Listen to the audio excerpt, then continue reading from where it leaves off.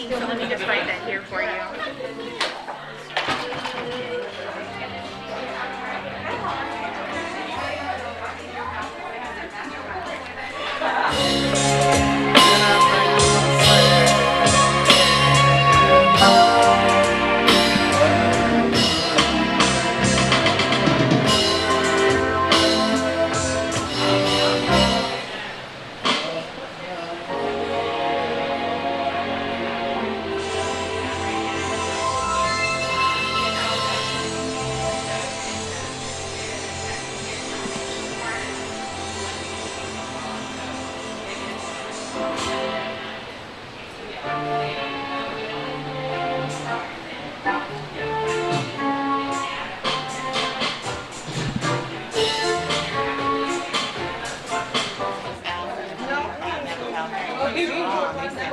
Oh. And that's what she did that same. Hello there. Hey. Hello. How you guys are doing? Good. Welcome. Welcome.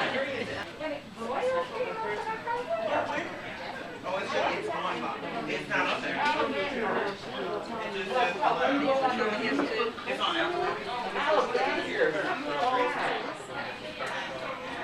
Say it one more time.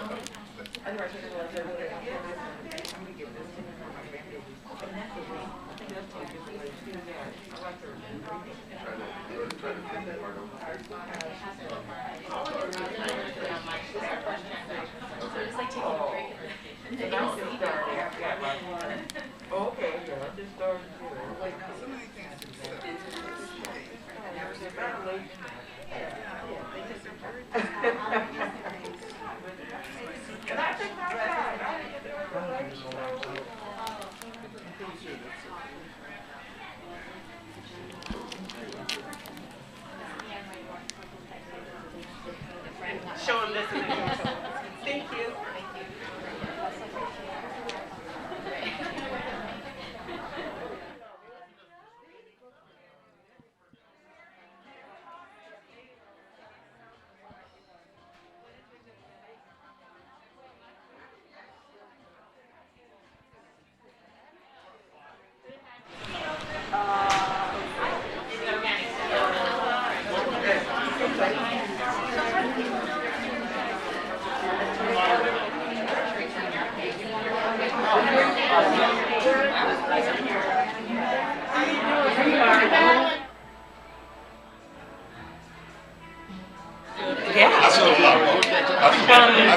Is that what it's called?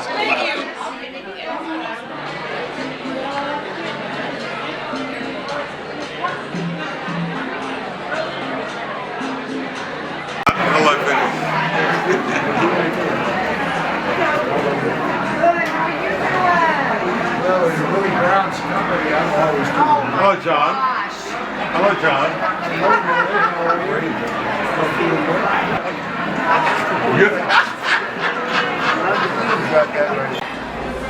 Good evening again.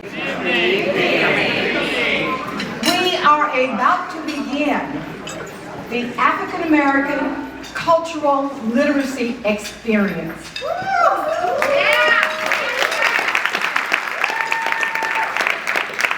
This program will begin with the spoken word by Dr. Juneteenth Bryce. She was the first Poet Laureate of Vallejo, and she is a member of Solano County Library Foundation, my colleague. Dr. Bryce, please come forward.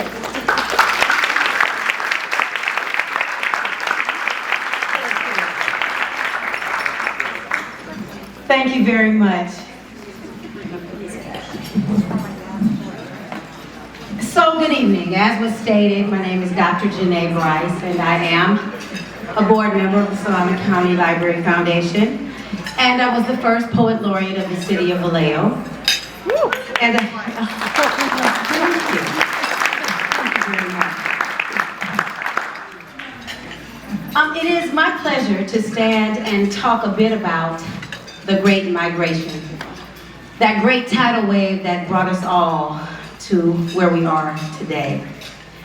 As we commemorate and celebrate this tremendous time in history, it is the teacher in me that wants very much to talk about the ramifications of the Great Migration. I want to talk about the geographical, the topographical, sociological, biological, economical, cultural, personal, mental, political, racial, legal, illegal, demographical, spiritual, and financial, just to name a few. But lest you start looking at me side-eye, because I know many of you, we'll let the teacher be set aside and allow the poet to just share a little bit about my thoughts concerning the Great Migration. My mother's people are from Georgia. My father's folks hail from Louisiana. So as an homage to all things Southern, I give you Decatur. That certain something is that Southern something. That slow, low, drawn-out drawl that slips from their lips and comes to a crawl. Covering consonants and vowels and sounds like blackstrap molasses on a stack of Johnny cakes. That certain something is that Southern something like grammatical gravy on a plate of show-nuts. That certain something is that Southern something that points to slower days and points out slower ways. Salmon croquettes and powdered sugar beignets. It sounds like singing, a cappella that is. There's something to that Southern sound that calls me home and wraps me round. That thick vernacular, that jargon, that jive. Like new nectar from an ancient hive. It is that gentility, that homegrown smile and hospitality. Sitting on Cousin Edna's porch, sipping sweet tea, sipping sweet tea. You ought to clap and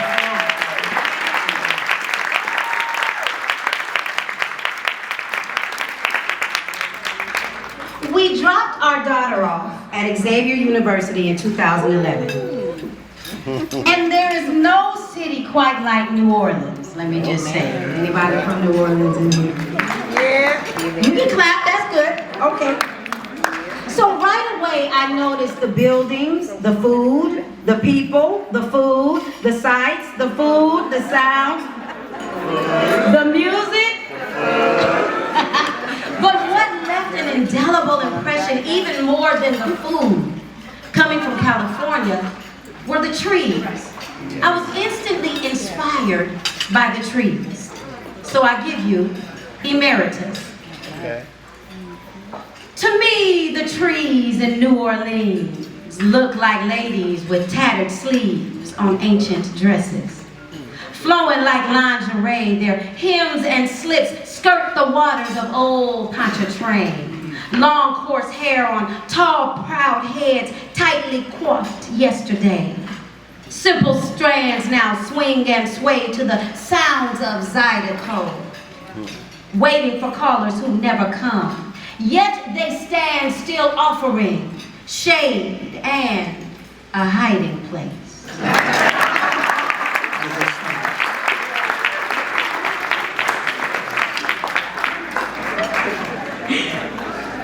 My grandparents migrated from Griffin, Georgia to Vallejo, California in the 1940s. My great-uncles found work at the Mirror Island Naval Shipyard and were gainfully employed until they retired. My grandparents lived at 1000 Magazine Street. Come on, South Vallejo. That's it, right there. In their backyard, they had a grand garden, growing greens, cabbage, collards, come on, turnips, and mustards. They had a chicken coop. We had fresh fried chicken, which she told me about much later. Fresh eggs. We had trees, peaches, apples, plums, and kumquats. Grandpa had hunting dogs, where he prepared them to hunt for pheasants in the fall, and that was the backyard. But in honor of my grandparents, I'd like to share with you retrospect. The wisteria dripped like lavender locks on the head of a beautiful woman. Bees were busied and dizzied and frenzied by her rare perfume. The bushes were obedient soldiers with regulation haircuts. And then there were the birch trees, clumped together in groups of threes like bananas. This was my grandmother's yard.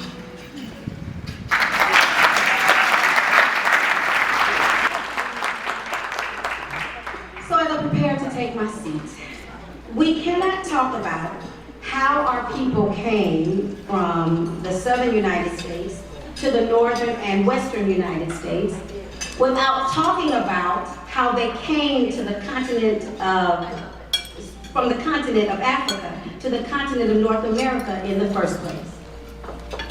And not only that, but the toll such a journey has exacted on us, on all of us, down through the years. So again, as I prepare to take my seat, I give you trauma. I feel America in my bones when they moan and creak and stiffen in the night. When I need a leg to stand on or both to run. When I summon my skeleton to stand erect and will my head to remain high in order to look you in the eye. I feel America in my head when I talk myself off of the ledge and have to encourage myself and dream and imagine better days, or when I wander off down memory lane to plantations and cotton gins and dogwood trees and slave quarters or Jim Crow. When I wear my afro and my cornrows and remember. I feel America in my blood that courses swiftly through my kidneys and liver as it flows out from cuts and sores and gushes from gashes and wounds, from fetters and chains I never wore. I feel America in my sweat, that liquid trauma spilling over the dam of political correctness, washing away some facts and figures, but the pain remains. I feel America in my tears from eyes that missed those slavery years, yet cry about it anyway. Those salty tributaries that carry my rage and my pride and my hope, they are my rivers of living water that buoyed the boats that brought my brothers, spoon-loaded and then spoon-fed, lie after lie after lie. Ships that snaked their way from these shores and stealthily snatched my sisters who would see Ghana no more. I feel America in my chest when it gets hard to breathe. Polluted air and convoluted history taught by you and sometimes by me. When chokeholds like asthma attacks constrict and restrict and bind and remind me like a great weight pushing down on my lungs that anchors me to our shared and shameful past. I feel America in my cells, buried down deep beneath my skin where DNA lives. The chains that bound my ancestors, mirrored in the chains that form the double helix and the double standard. Night raids and burning crosses etched somewhere on the molecule. No need to wonder what has gotten under my skin, for there is a visceral awareness. And no, I was not lynched, but I swear I have the scars. I swear I bear the scars. Willie L. Brown Jr. He was born in Mineola, Texas, and migrated to San Francisco in 1951. Two-term mayor of San Francisco, legendary speaker of the California State Assembly, and widely regarded as the most influential African-American politician of the late 20th century.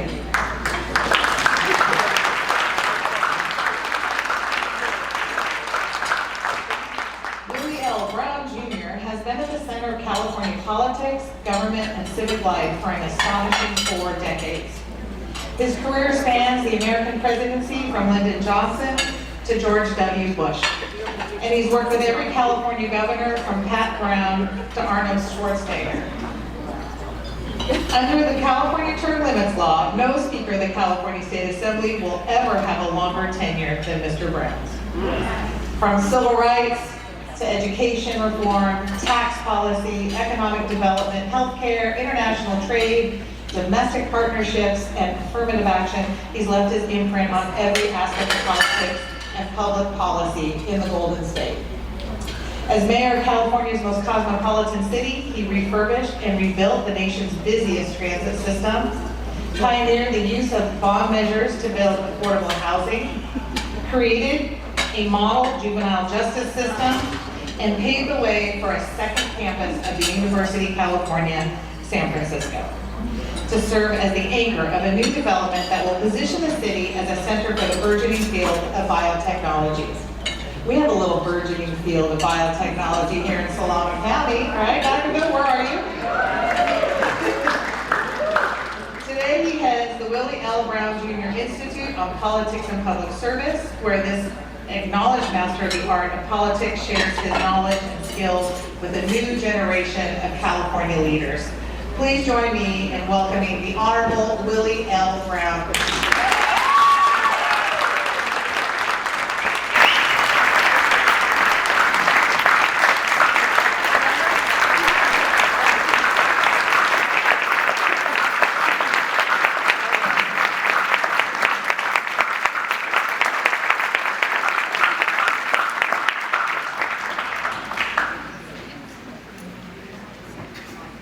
I am just delighted, Aaron, that I'm speaking at the time that they're picking up your plates rather than putting your plates down. I don't get in the middle, in the way of people needing and desiring food.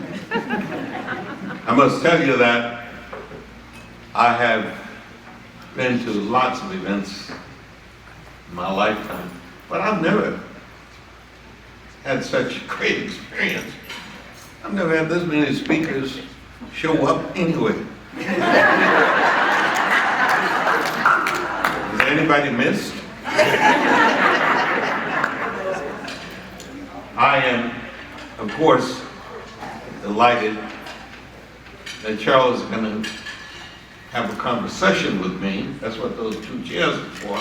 Right. So I really don't have to make a speech here, because I will be speaking from her questions, I think. I have no idea what those questions are. But I do intend to make up the answers if I have to. It's part of being an elected official. Or candidate to be an elected official.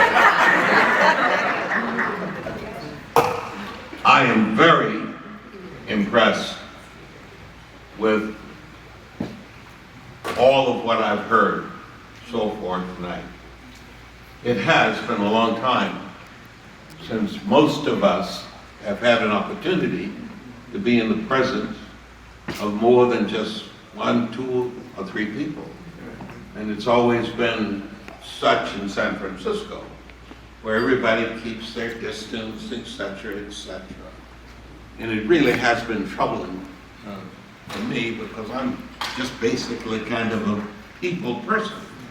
I don't intend to leave any party until I'm the last person leaving. Which means I shake everybody's hand, talk to everybody, try to find out everything about him, what have you.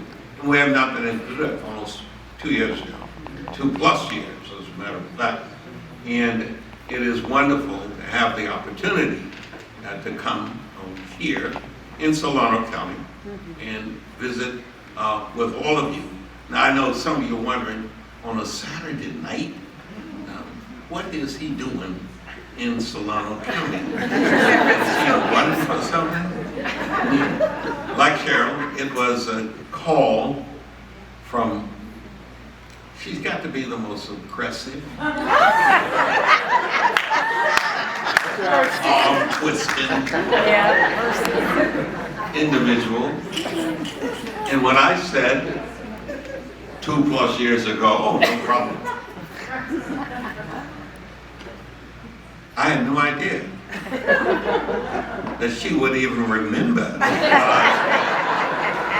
Not only did she remember, but she called. That's right. At least once a month. I love it. Love it. She wanted to make sure that I was still alive. She never told me that she had backup if I didn't make it. And she absolutely laid out to me generally who you all are. She laid out to me the nature of the evening, etc. She did not tell me, though, that the majority of the people here either are already office holders or running for. And they're running in some places where the districts are overlapping. When he said, when he introduced John Garamendi, he said he's in number 3. Wait a minute. And there's some, oh, I know. The lines have been redrawn. Garamendi is in another district running. Because I saw Garamendi in, of all places, Richmond. So what the hell is this white boy doing in Richmond?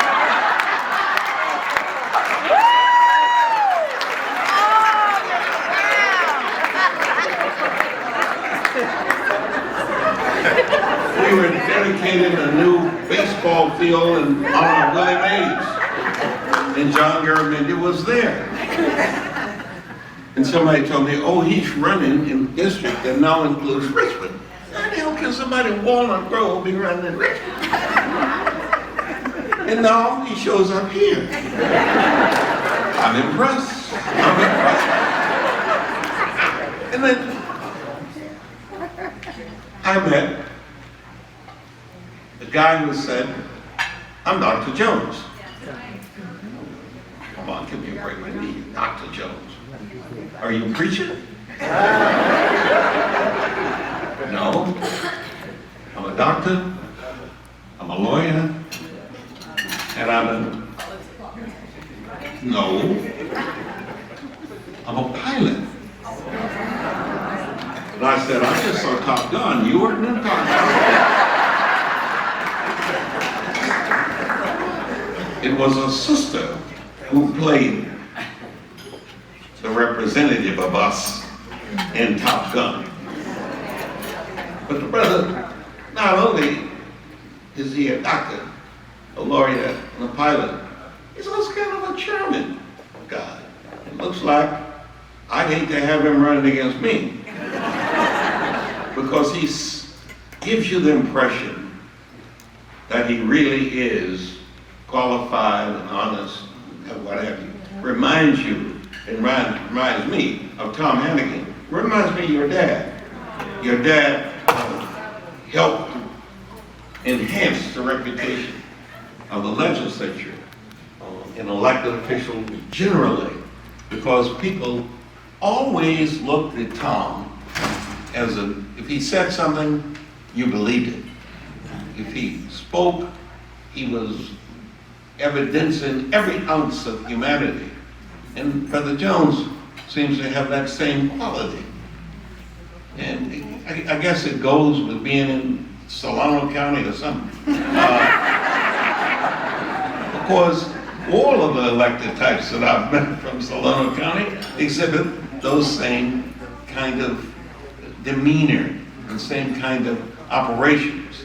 And let me say also that I was amazed. I knew that we were discussing literacy, African American standpoint, or what have you, but I had no idea. I thought that woman who did all the great poetry was gone. But instead, she left San Francisco and moved up here. Because when she did, and I listened closely to each one of the poems, but when she did trauma, and the way in which you did trauma, and the words and the content thereof, and the story that you laid out, you really have a tremendous amount of talent. And, my law practice, I'm always looking for a new client.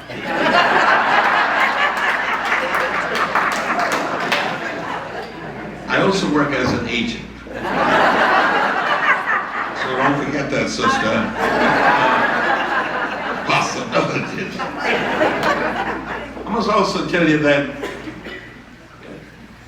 the Perrys, yes, I was at their wedding. And you gotta know, brother, and it's a good thing you left out who was doing the wedding. The one thing they didn't say, I went there, frankly, to object.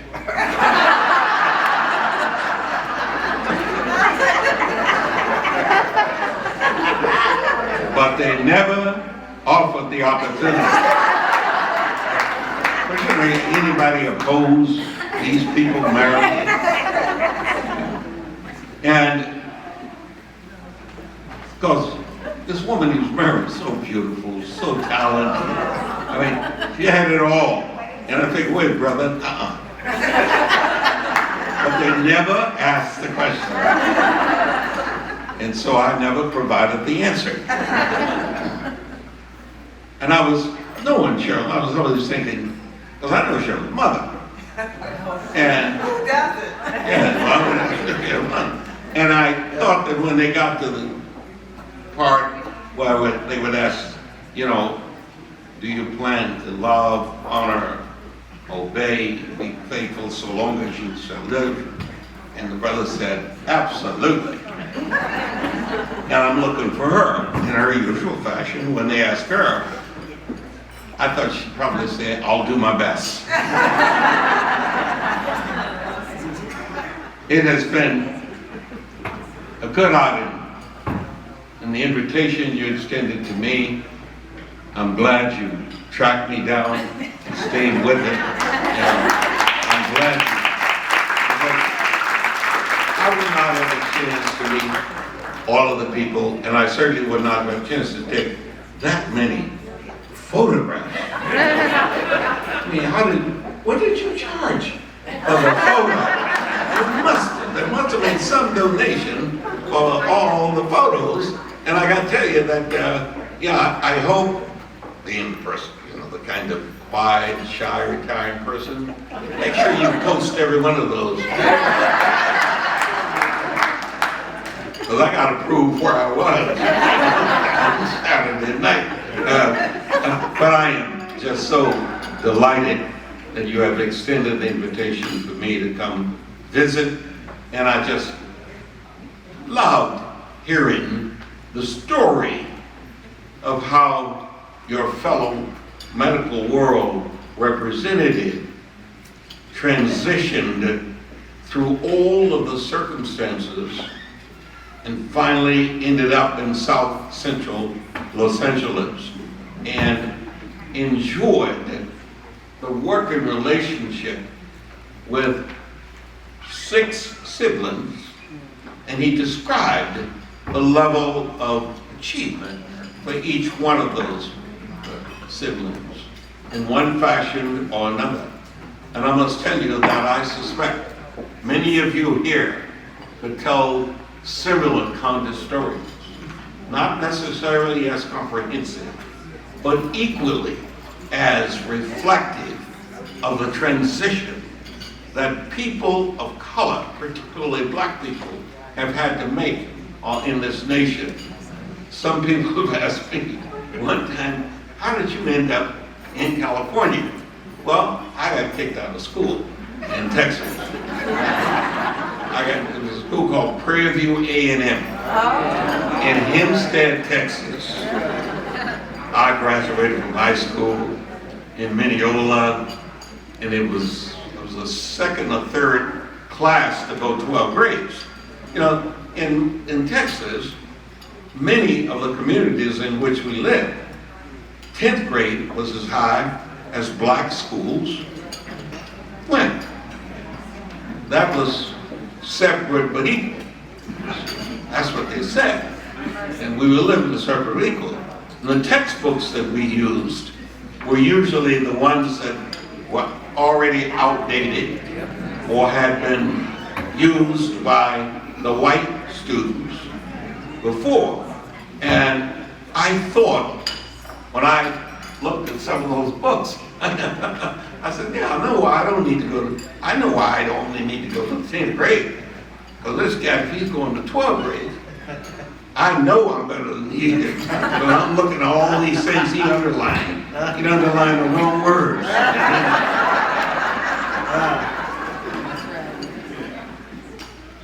I know you're wondering, why did you get kicked out of school? I graduated from high school, graduated second in my class. Frank graduated first. That's supposed to be impressive, but no, there wasn't but 12 people in my class.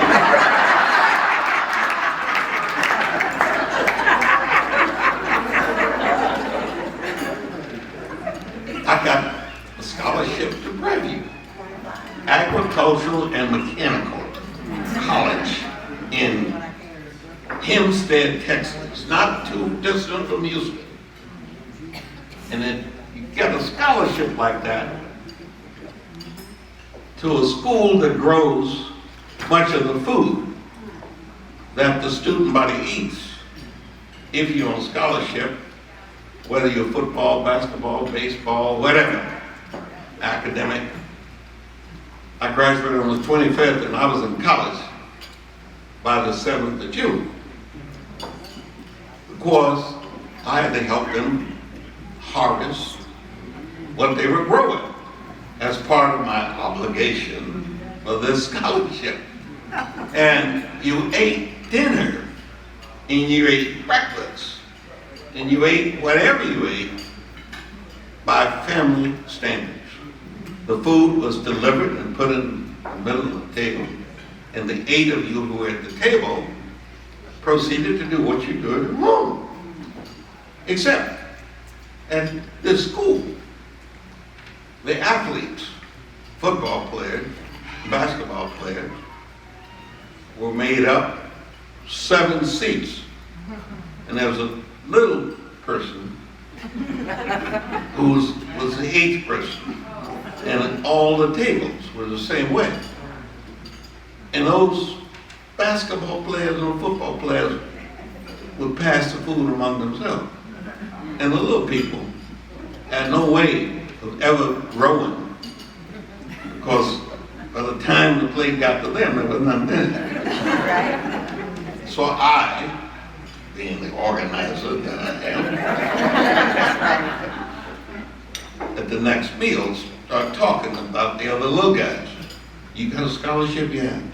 Well, man, you know, we ain't gonna be able to survive. We have to worry about what's left in the plate. So why don't we go see the president and tell him he ought to put the 8 of us at the table together and let all them athletes have the rest of the tables. And they all said, great idea, great idea. And we organized and got ready to go up there, and I ended up there by myself. Nobody else went up there with me. And I got there and I spent about 20 minutes, maybe 30. The president was very nice and very pleasant, very respectful. And 30 minutes, he looked at me, he said, your time is up. And the trailway is going to be leaving with your stuff on it in 2 hours. So I suggest you get back to the dormitory and get your stuff, because I'm sending you back home to your mama.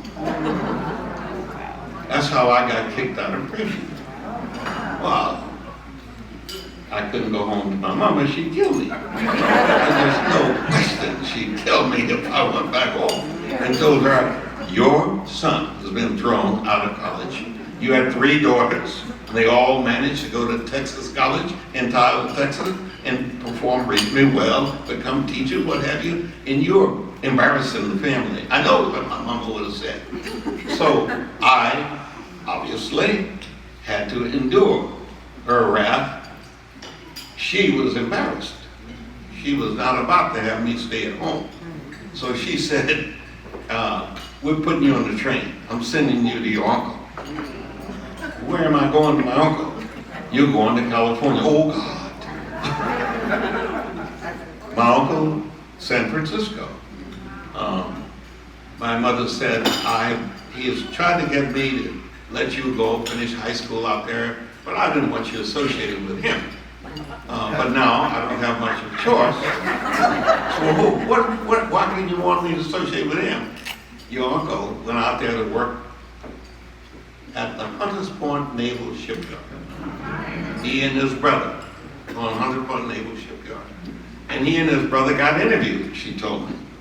And they hired his brother first day, but they didn't hire him. They told him, come back tomorrow.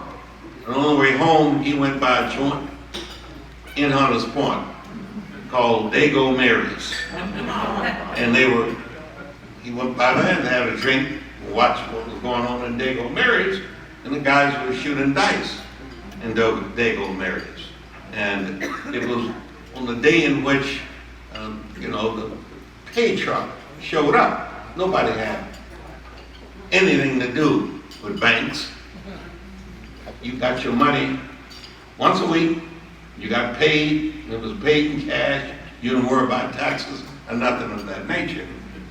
My uncle, Itzy, watched those guys playing dice, and he realized as they were playing dice, when he saw throw the dice snake eyes.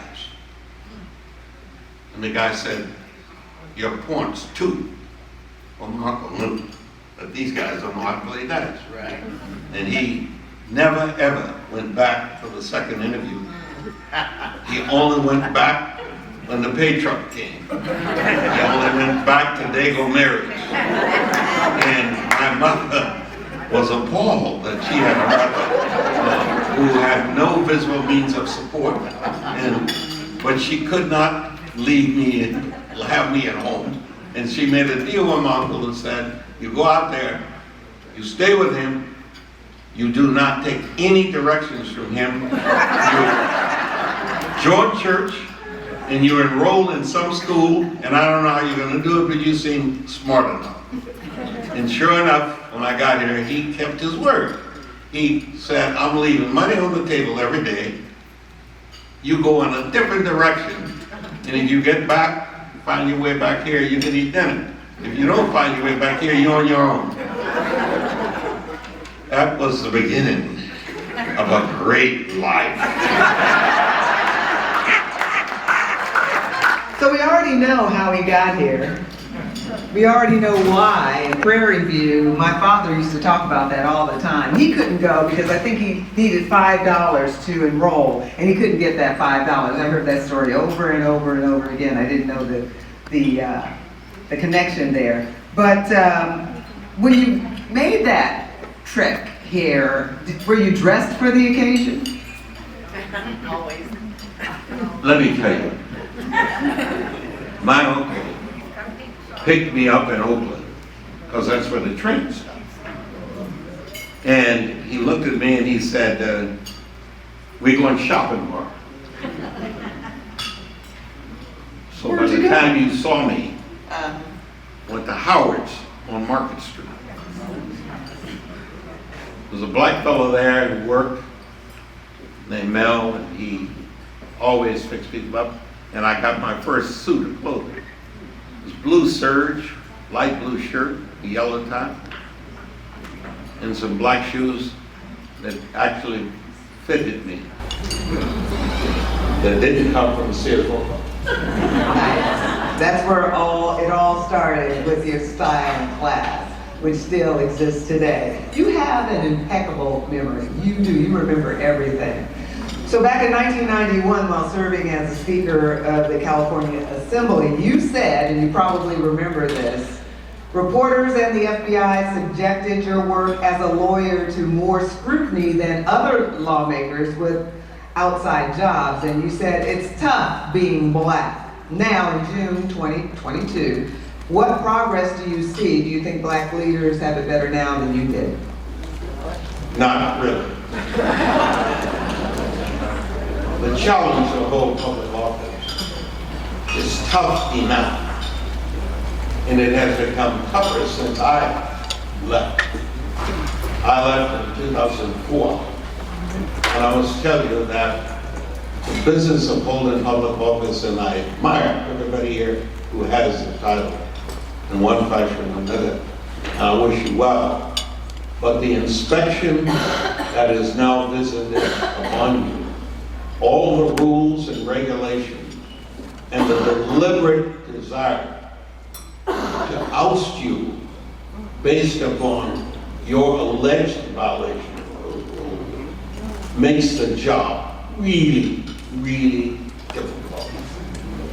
And I have, in my institute, spent lots of time trying to make sure that people who run for public office and who hold public office, you better be prepared to be inspected more than I was inspected. Even now? And if you get inspected more than I was inspected, you will be nude most of your life.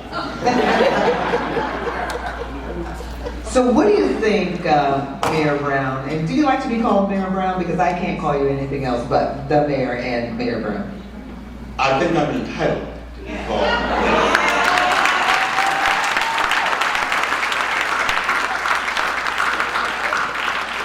So That was my last stop, and I gotta tell you that in spite of, 3+ decades in California legislature and everything that I did there, being the mayor of an American city is where the real work occurs. It really does not occur at the legislative level. It doesn't occur at the congressional level. It doesn't occur at the Senate level. The absolute work that people need to have happen. The rules are made in those other places, but the execution is on the ground in Solano County, in the city of Fairfield, in the city of Vallejo, in the city of I gotta tell you, I was never more proud than having all the efforts made to get rid of me. The Republicans tried everything in the world to get rid of me. Finally, they decided to do what they call term limits. And I was supposed to be gone on the term limits. But an opportunity was there, and the Lord was looking out for me. And I got elected mayor of San Francisco. I had no idea what that really meant.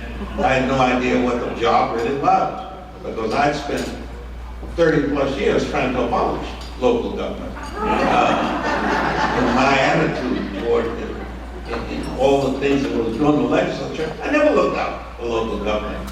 Now I'm ended up with this incredible amount of skill in the legislature and nothing to do with it. I wasn't going back to practice law, and I didn't have the medical license that he had. And so I really had to buckle down and learn local government. And as I learned local government, I realized that that's where I should have been to begin with. So when you ask me what I prefer to be for, I just prefer to be for.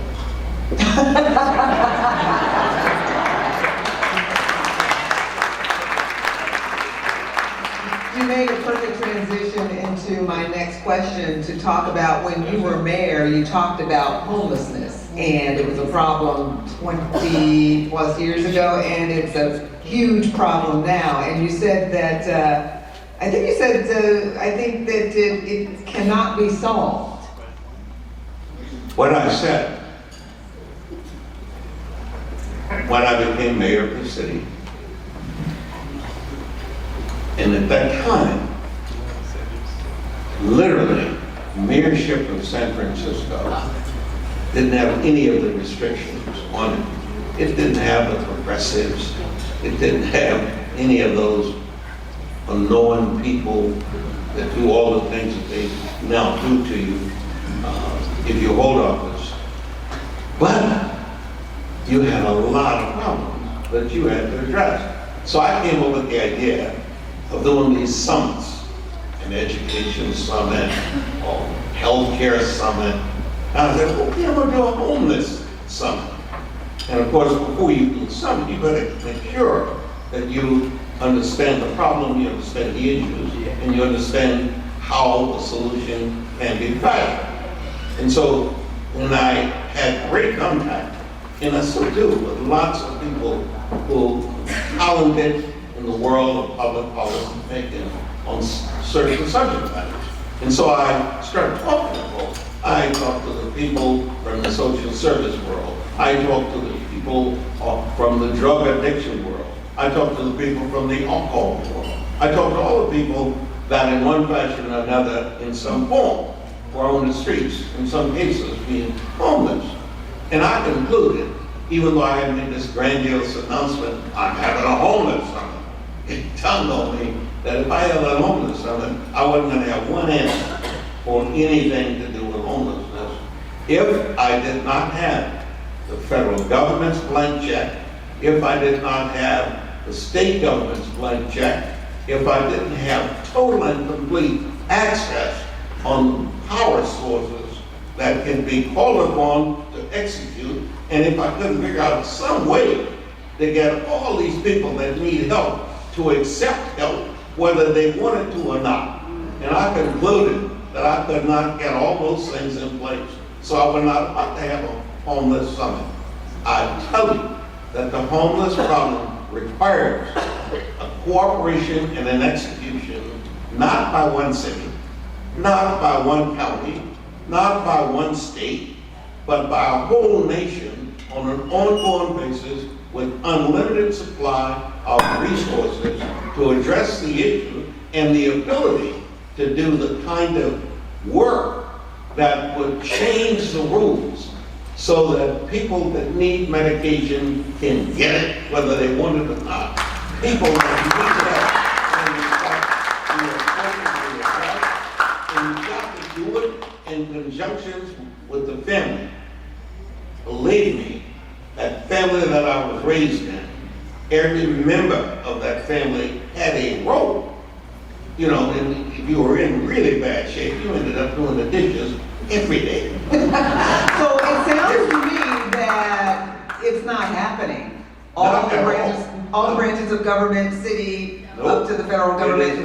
It is not, and it's because people who are the decision makers at the level of the decisions need to be made are still playing with the process the way they were when I was going to do the homeless summit. So why don't you step in and say, hey, I'm Willie Brown, I can solve this problem. President Biden, I need a blank check. Let me tell you,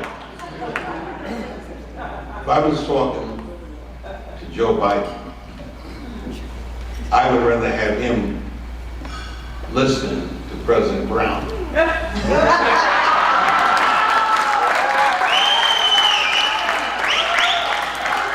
Are you announcing, do I have an exclusive here? An exclusive announcement? No, my answer is framed because I don't think telling him what needs to be done would get the results. And that's at every level in government, by the way, not just Biden. At every level in government where you need, for an example, how is it that you address the issue of folk on the street talking to themselves and carrying on, and then nothing you can do about it? They could be harming themselves, but unless it's clearly evident, you can't touch them. So, giving advice and counsel to decision makers won't get the results. In fact, I suspect that many of the things that elected people are trying to do on homelessness is probably they're doing the best they possibly can, period. And it's too bad, because believe me, the people who are out there in the streets really need it. Yesterday, I spent a little bit of time wandering around, as I occasionally do in the city. I walk a lot in the city. And I decided that I'd walk Market Street. And I walked Market Street from above Van Ness all the way back downtown. I gotta tell you that if I had a camera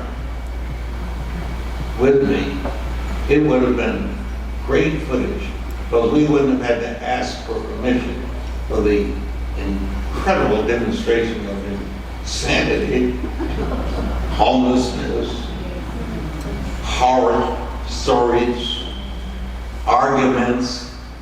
I was in the streets for about an hour and a half, and somebody said, "How can you do that?" Well, unfortunately, most of those people recognize me. And some don't. Well, but the ones recognize me. One guy said, "Hey, what you doing? Yeah, aren't you fighting out here?" I said, "No." I said, "Why am I not fighting?" He said, "You know, all these people don't know you." I said, "You know what I'm gonna do? I'm gonna be your bodyguard." And it's Pride Week. He went all the way down the street. And it's funny because there was people are now providing assistance for people using drugs on the streets now. Apparently there's a program that says we ought to tell them, you can shoot up, but you gotta listen to me about what you ought to be doing for yourself and what have you. So I said to him, how's that working out? He said, well, it's not really working out. I said, why isn't it working out? He said, because by the time the speech is finished about what you ought to do, the cap is already... His eye is already clicked in. Mayor Brown, I'm going to switch gears just a little bit. I do know that you're a movie buff. Do you still go as soon as it opens? You're in the theater? No, not anymore. I don't do as many movies as I did before, because until people see the too close to each other in movies for me. Oh, COVID has done everything. Yeah, and so let me tell you how I worked it out.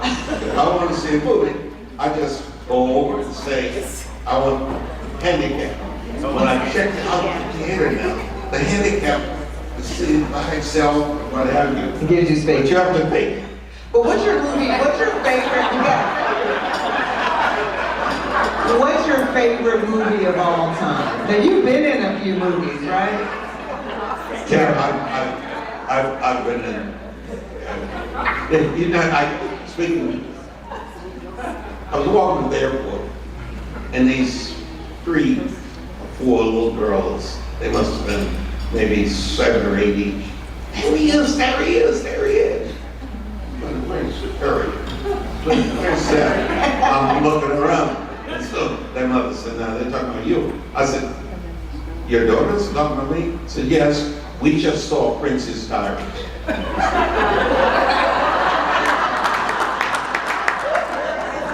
And she said, "Will you please say what you said in Mrs. Harris to my daughters?" I said, "Yeah, I will. It never comes down on Willie Brown." Those were my lines at present.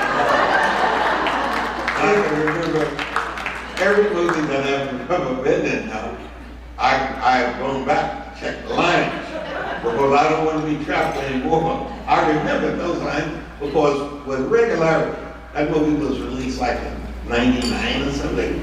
In that movie, with regularity, about every 5 years, they re-release that movie because there's a new set of little girls that want to see Princess Diaries. And I am in that class. And I received a check the other day. Royalties. Okay. It was $1.89.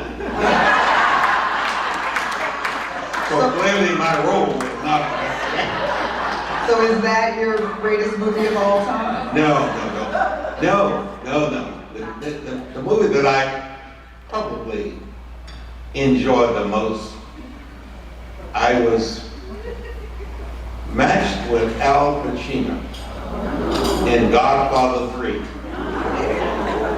And I was playing a corrupt politician who had to convince the Godfather to provide money so we could elect somebody to a judgeship who would remember where the money came from. I got the role because Francis was shooting the movie in Rome. And every day he was arguing with the guy that was playing that role.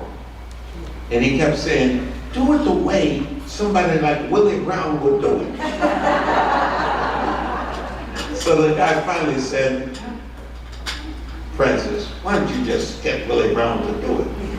And Francis, a friend of mine, he calls me at the chamber and said, "I got a role for you in the movie, but you got to fly over to Italy to shoot it." And we talked and negotiated, and I agreed to play with him. When I got there, I had no idea what the role was until I got there, and he told me what the role was. To play yourself. Well, maybe not yourself. You know what I mean. But we had a good time, and I enjoyed that very much. I was also in the wedding planner. Really? I got to get on demand and get on with it. You want the rest of it? Mayor Brown, Jennifer Lopez. Jennifer, you like Jennifer, huh? Yeah. What do you attribute your longevity to? The gene pool, from which I am here from. My family, they all lived, and they are living, a long time.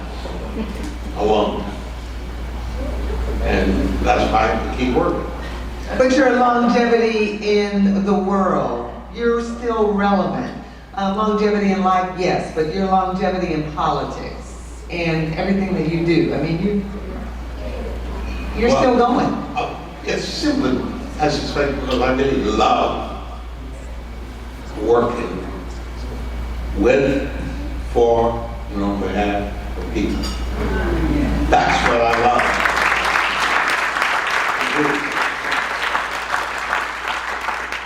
And I really pursue information, even when it's not supposed to be my business. I seek answers, and I don't hesitate to share them with people that need to be informed. All right. Thank you. Is there anything you want to say that I didn't ask or you didn't say? No. You interrupted my press speech. You were interrupting. You were interrupting. Again, you're showing the qualities of your mother.